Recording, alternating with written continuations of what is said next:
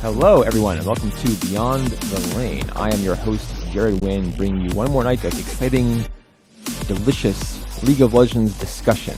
And I am joined tonight by the one, the only, Jonas Anderson, aka Trashy, new member of FollowEsports Trashy. Thank you for joining us. Hello, and thank you for having me. Happy to have you. New team, new digs. How's it feel? FollowEsports. Feels good. I mean, when they contacted me and asked if I wanted to join the team, I was a bit surprised, but I was very decisive, and I knew that I wanted to join the team. I know all of the guys, and I'm sure that we can do a lot of good work together, and I'm just looking forward to get started. So yeah. That's actually the first thing I wanted to ask you is how did you get originally contacted to join the team? What was the process like for you coming into FollowEsports after having played North America last split? So I know most of the guys from back home when I played for like 2-3 years ago. So I've been to like several LAN events together with these guys. So it wasn't new for me talking with them. It was just like they contacted me and asked if I was willing to join the team, and at this point, we already got relegated, so there was really no doubt for me that, for me personally, what matters to me is that I can play at the highest level possible. That's kind of what brings me motivation. So there was no doubt for me that I wanted to join the team, and I know I can bring a lot to the team. Looking at the upcoming split, so yeah, there was really no doubt. Yeah, besides being in the EU LCS, what attracted you specifically to the FollowEsports team? What made you want to join them? So beforehand, I played on team with Senkux, and he just recently turned 17, so he was finally like able to play in the LCS. And back when I played on team with him, I left him because he was too young, and I wanted to get in the LCS as soon as possible. So I know what he brings to a team, and I know that we can work well together. And then on the other hand, I just know like all of the guys, and I really enjoy them being together with them on a personal level. So I knew that we can also be really good together in game. And what is very valuable for us as a 5-man core is that we work really well together, and we're close friends. So we don't really have any problem with like big egos clashing or anything like that. So yeah, it's really good for us, I think. You talk about being friends with everyone on the team. Of course, it's an all-Danish team.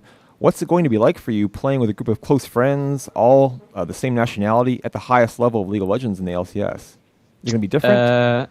Yeah, I mean, it's kind of the same in some way from the enemy team, because we also were really close. It was just not like as close, because this time we're like all Danish, and even though we're not exactly family, we have some kind of bond that none other teams have, because we're Danish, right? So I mean, I'm just really looking forward to get started.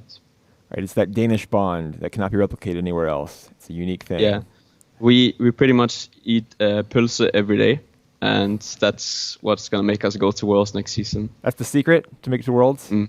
Yeah, but you can't tell anyone, obviously. Okay, yeah, just between you and I, that's the secret. We'll keep that just here, between friends. What's it going to be like, compare the two for me, playing with international team, as you did with Canadian players, American players, versus playing with players, your friends from your own nation. How does that compare in-game for you, in terms of communication, things like that? I mean, it's a bit hard to say already, since we actually just moved into a house in Berlin right now, and we didn't start practice yet. But I don't think it's that different, honestly. Like we are going into the games with the same goals, which is winning, and obviously the communication is going to be a bit easier since we speak the same language, and we're going to do that in game as well. So that's going to be good. But I mean, for me, it wasn't harder on enemy, because I can speak English well, so. And I can understand it well. So, yeah, honestly, not much difference. I actually spoke to Daniel Vorborg, the team manager, not long ago. about Follow Esports, and I asked him if he thought it would be hard to go back to having a team with players from multiple nationalities after having brought together an all-Danish team. Like, will the communication be so smooth now, it'll be hard to transition back? Do you think it would be difficult to go back to the old ways, or could you transition pretty easily? Obviously, I probably need a week or two just playing League and talking in Danish in game. Since I will probably use some words where I'll make like some kind of call and I'll probably say it in an English way or something. Maybe use small English words, but with time it will be fine. I don't see any problems going into the future with that in mind. I think it's a good question to ask, actually. People are probably curious. When you're on a team with players from one European nation, especially because you have all the different languages mixed together with English, do you try to stick to English, or do you go ahead and just embrace whatever one language you all have in common? If it's other than English, of course. Most of the time we just use Danish, especially if we're gonna like trash talk the coach or trash talk someone, or something that we don't want them to know. Then we will just. We have a Skype chat where we talk with one of our owners, and if we want to trash talk him a bit then we do it in Danish, obviously. But yeah, I don't know. Like the language thing is the most important thing. Is that everyone is on the same page and knows what's going to happen, and whether it's in Danish or in English, as long as everyone understands what's going on, then you should be fine. Can you give me a little bit of Danish trash talk, just for the audience here, for the fans? I'm not the best at trash talking. I think you should. I would probably refer to some of my other teammates. They know exactly how to do it, but I can't go into details on that one. All right, I won't put you on the spot. I know it might be a little too hot for TV, perhaps. Some of the Danish trash talking you could do. Getting back to the team now, actually playing the game. What do you feel like is going to be the play style? I guess you just joined the team, but do you have an idea yet what kind of style you might like to play with Follow Esports, how the team fits together in game? So basically we have a very dynamic lineup. I'm not 100% sure how we're going to be playing yet. We are looking to play towards what's the best in the patch, obviously. But we have, as I said, very dynamic players. Like I can play supporter role, I can play carry role. The same for top lane, the same for mid lane, the same for bot lane. All of them are very good in terms of laning. So I'm not really worried about any kind of shift in meta or turning towards a specific play style. I think with practice we can be able to play anything, and that's why I've been talking a lot about that. I think we will surprise a lot of people in the LCS, because right now everyone expects us to be bottom 2 or bottom 3, and I think we can surprise a lot of people if we have the right kind of practice going into the split. You mentioned the new patch, obviously a big change there. We'll get to that in a bit, but you personally, I wanted to ask how you fit in the team as a jungler, or do you think it's really just a matter of the patch is going to dictate to you what kind of role you play on the team? I think I can pretty much play any style. Like I'm not stuck on one style. On enemy, for example, we played very mid-bottom side focus game, where on my prior team to enemy it was H2K, where we played very focused on like mid and top lane. So I pretty much play what kind of style is best for the team, and what kind of I play it towards what everyone says is like the way you're gonna win the game, towards what kind of picks you have. So yeah, I think we can. As I said, I think we're very diverse and we can play any style. That's good. You're a real team player. I appreciate that. I'm sure your teammates appreciate that as well.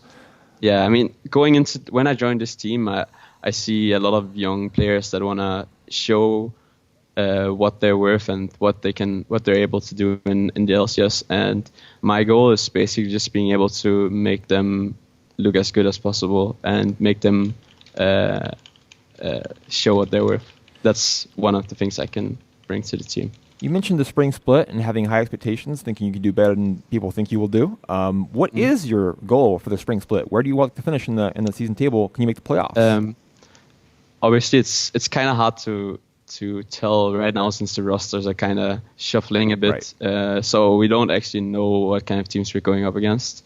But since we're already now 100% focused on this lineup and we're already in a house and we're going to start practice really soon, I think we can, at least in the early stages of the split, do a very good job.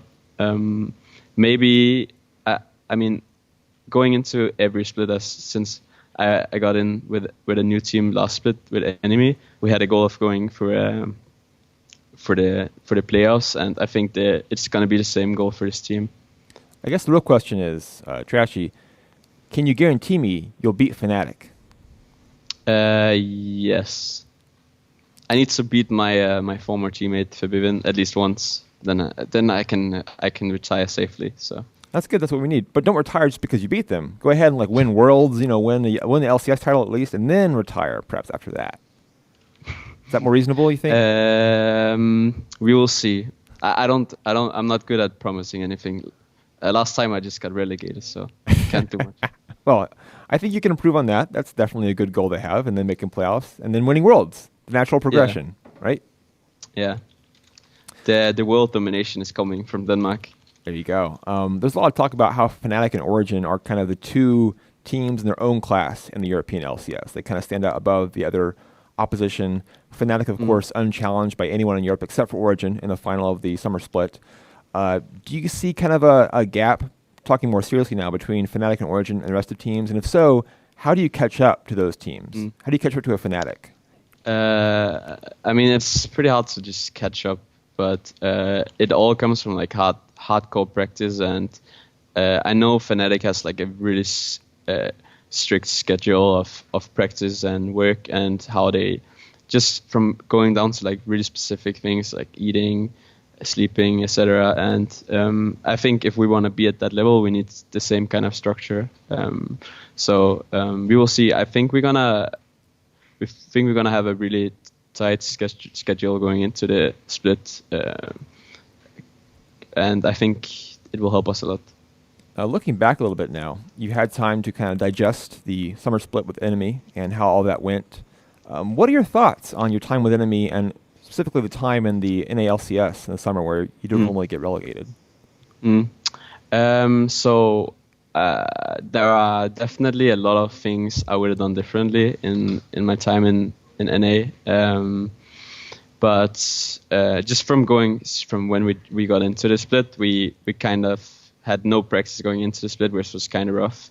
And we had very, very poor coaching staff and just staff in general helping us out. So we were actually starting out like decent, but then we just got worse and worse. And then we tried to like fix it in the end, but we had too many like bad habits and bad practice environment that just didn't really work out for us. But I don't necessarily regret going to NA at all. I really enjoy my time in NA with all the teammates. I mean, we had some really, really good times winning the challenger scene, etc. So, but I learned a lot. I think one of the things I look back to is that I think I learned more about myself the past like 8-9 months than I did the prior maybe like 3 to 4 years. So I have a lot of things I can help the rest of the guys with here that I have experience with. So yeah, I think I just maybe I grew up a little bit. You can say it like that. I guess moving to a new country and getting into the LCS, kind of an education for you to go through. Can you give me an example actually of like what kind of bad habit you thought Enemy had you couldn't shake that hurt you in this split? It was mostly just like, for example, I know a player like Flares got a lot of bad exposure from some of the games. And one of the main reasons why we did so poorly, I think, is that we didn't really look too much at like what kind of players we have and what kind of playstyle we should have compared to what kind of players we have. So he was mostly just going on tanks because I mean the more games we played, the more he just got beaten up by certain teams and he lost a lot of confidence in himself. And because of that, he just got put on tanks and then kind of left on an island, and we just lost games because of that, right? So, and then I mean, that is just one of the examples. I don't want to go into too much of it because I'm already past it. I don't want to look too much back in it. I'm just looking forward to the new times here at FollowEsports. Sounds like you followed the worst part of the Dyrus playbook in recent splits. Not to throw any shade or anything, but it sounds kind of like that. It's kind of like a meme, but it is kind of like a meme. Well, we'll see if things go better this split. I guess one more question on Enemy, one last one here. Would you have liked more time with the team? Do you think if you had more time together, you could have perhaps done better the next time around? If we should have done better as a team on Enemy, we should have changed the things we did, practice, etc., a long time before. I think at the point where we got relegated, it didn't really. It was kind of like no point. We couldn't really get back. I feel like it was just kind of destroyed at that point, and changes needed to be made. So, that's just kind of how life works. Yeah, I guess again, life lessons through League of Legends and the LCS and moving to a new country. Speaking of moving across countries, you of course have to play in the NALCS. You've had a lot of time in Europe previous to that, and now you're back in Europe. How would you compare the regions in terms of play style, just general, whatever you see as the differences that stand out to you, if there are any? Just from a jungle perspective, in NA it was very control heavy style where not too much action, but in EU there's like a lot more action in the early game. There's a lot of junglers that want to like scrap in the early game and fight all the time. There was like a few of them, like Rush example in NA.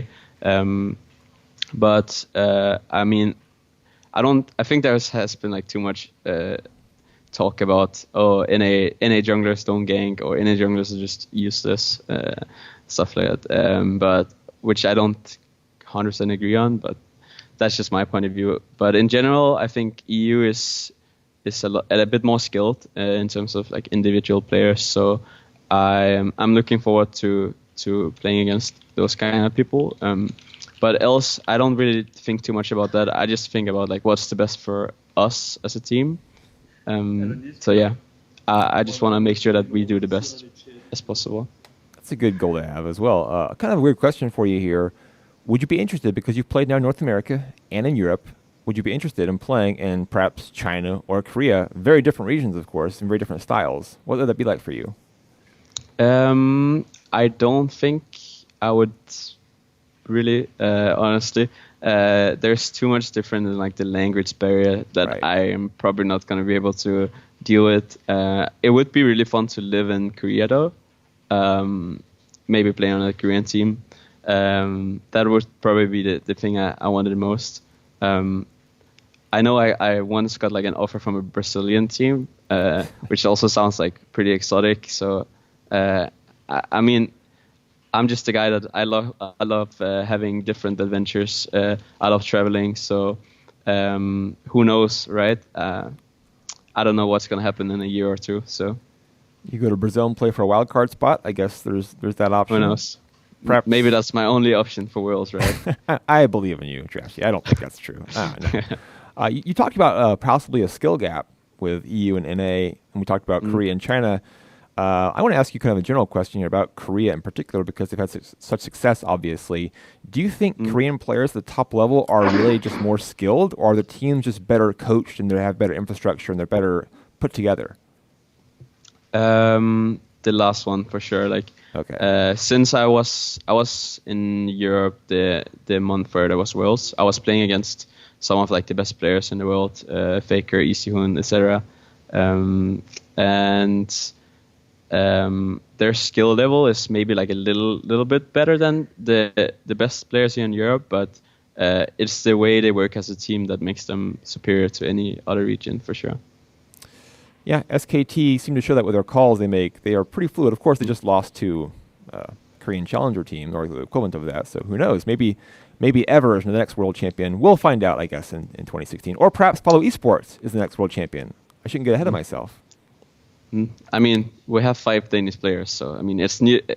What I always say to people when they ask me, why is there so many Danish players in LCS, or why is there so many good Danish players? I'm just like, we're the European Koreans, and we might as well just show it, right? So we will see. I can't promise too much, but we will probably do pretty good. That's a great motto for the team, I think. The European Koreans, especially in League. I mean, we have Bjergsen, we have Froggen, right? I can just go on, but we also have a guy called Senkooks, but he's not as good, but almost there. You got to mention yourself as well. You got Trashy. I mean, that in and of itself elevates you to the level of Korea, I think, right? Yeah. Yeah. I'm glad you agree. We'll get you out on this, talking about the patch a little bit. The new season, of course, has come along. Big changes. Just broadly speaking on the patch, your first impressions, your first thoughts on it. So I've been playing around like 40 games or something, and I think the patch is a bit too fast right now, but in terms of gameplay, but it feels good. There's a lot of value in like making early plays. Some new champions is playable again. One of my favorites, like Ringars, I can play again. There's like different hidden OP champions. I think a champion that we might see some if it doesn't get nerfs, like Dr. Mundo maybe. But we will see. I kind of like the changes. I don't like it. It kind of shifts more to like a top focus game because there's really no value in getting dragons right now since the games are so fast. So there's a lot of fight around like the Rift Herald. But yeah, maybe AD carries are a bit too OP. But I mean, we have. He told me before the interview that he's the best AD carry in the world. So we're probably gonna win a lot of games just because he's the best. So we will see. I think there's gonna be some nerfs before the season starts. But generally, I like the patch. Yeah, it's good for you since you have the best ADC in the world. I mean, that should be a great change actually for your team. So I look forward to seeing that. I want to ask you, since you mentioned the Rift Herald, how has that changed how you jungle? Because obviously having a different objective in a different part of the map has got to be a big change for you, especially when it's so important as in these shortened games the Rift Herald has become. I mean, right now for solo queue, what matters the most is that you find like good pathing that will make you make some good ganks. That is like the main thing. But I think I'm interested to see how much it values in competitive play. I'm not 100% sure yet. Like early game, it can be tough taking it because you can die pretty fast because it does a lot of damage. So I'm not 100% sure, but it definitely has a lot of value in like hardcore split pushers that can just take towers early. We also talked about viable champions. Are there any interesting jungle picks you've seen? I actually saw some, I think it was I Will Dominate playing some Graves in the jungle. Who do you see as some perhaps new jungle picks who are made worthwhile with a new patch? I mean, as I said, I think Rengar is pretty good right now. I've played a lot of games on him and I like him. So other than that, I'm still like I'm playing like nearly new champion every game just to like try a lot of stuff. I'm not really on the Graves hype. I think Graves in a solo, maybe like Graves mid lane right now is pretty broken. Yeah, I also tried like Dr. Mundo and I think he's pretty good. But yeah, I don't know.